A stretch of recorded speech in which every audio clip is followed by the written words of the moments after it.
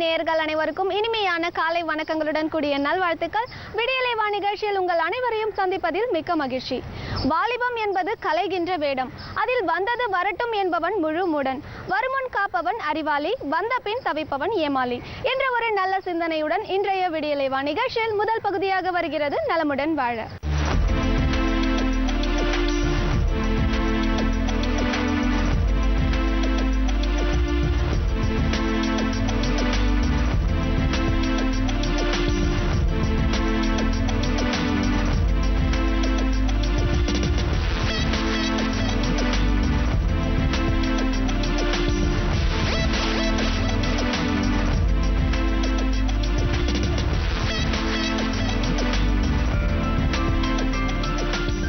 என் அருமை உலகத் தமிழ் மக்களே, தாய்மார்களே, சிறார்களே, யோக விரும்பிகளே, யோக நண்பர்களே, உங்கள் அனைவருக்கும் என் இனிய காலை வணக்கம். கலைஞர் தொலைக்காட்சி நிகழ்ச்சியில் நலமுடன் வாழ என்னும் நிகழ்ச்சியில் யோகாசனத்திற்கு மிக மிக முக்கியத்துவம் கொடுத்திருப்பதை நீங்கள் அறிவீர்கள். ஏன் மாணவர்களை வைத்து உங்களுக்கு இந்த நிகழ்ச்சியை காட்டுகிறோம் என்று சொன்னால், அவர்களுக்கு வளையும் தன்மை அதிகம், முழுமையாக செய்வார்கள்.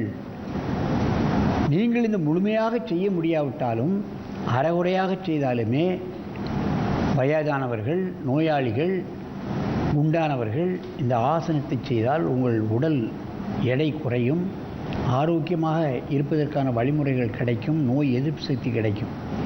ஆகவே தான் அதிகாலையில் இந்த நிகழ்ச்சி உங்களுக்கு தரப்படுகிறது. இப்பொழுது அவர்கள் விபரீத திரிபாத அஞ்சலி ஆசனம். விபரீதம் என்றால் உங்களுக்கு நான் சொல்ல தேவையில்லை. விபரீதமான நல்ல பலன்களை கிடைக்கக்கூடியது, அற்புதமான பலன்கள், எதிர்பார்க்க முடியாத பலன்கள் இந்த ஆசனத்தில் கிடைக்கிறது என்ற காரணத்தினால்தான் இந்த ஆசனத்திற்கு பெயரே விபரீத திரிபாத அஞ்சலி ஆசனம். என் அருமை மாணவர்களே, நீங்கள் பத்மாசனத்தை களைந்துவிட்டு அப்படியே எழுந்து நில்லுங்கள்.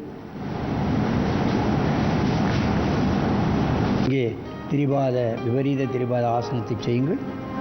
அஞ்சலி ஆசனத்தை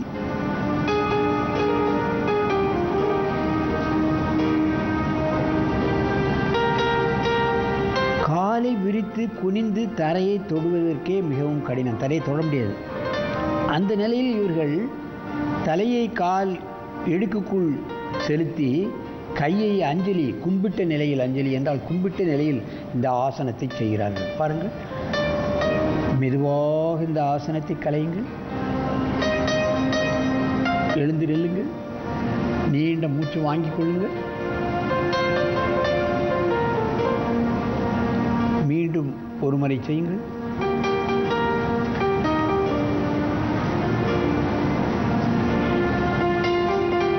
விபரீத திரிபாத அஞ்சலி ஆசனம் சற்று கடினமான ஆசனம். இது எல்லோராலும் செய்ய முடியுமா என்று கேட்பீர்கள். முடியும். முன்வளைவு ஆசனம்.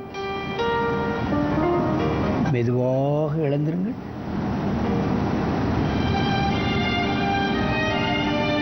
நீண்ட மூச்சு வாங்கிக் கொள்ளுங்கள். இப்பொழுது ஒருவருக்கொருவர் நேராக பார்த்து கொண்டு இந்த ஆசனத்தை செய்ய வேண்டும். பக்கவாட்டில் செய்கிறார்கள், நீங்கள் பார்க்க வேண்டும். காலை மடக்காமல் செய்ய வேண்டும். ஆரம்ப கட்டத்தில் காலை சற்று அகலப்படுத்திக் கொள்ளலாம். போக போக காலை நம்ம சுருக்கிக் கொள்ளலாம்.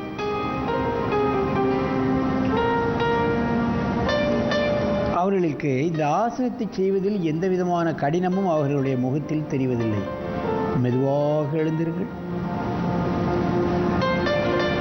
நீண்ட மூச்சு வாங்கிக் கொள்ளுங்கள். ஒரு முறை என் பக்கமாக திரும்புங்கள். மீண்டும் ஒரு முறை இந்த ஆசனத்தை காலை அகலப்படுத்தி செய்யுங்கள். மெதுவாக செய்யுங்கள்.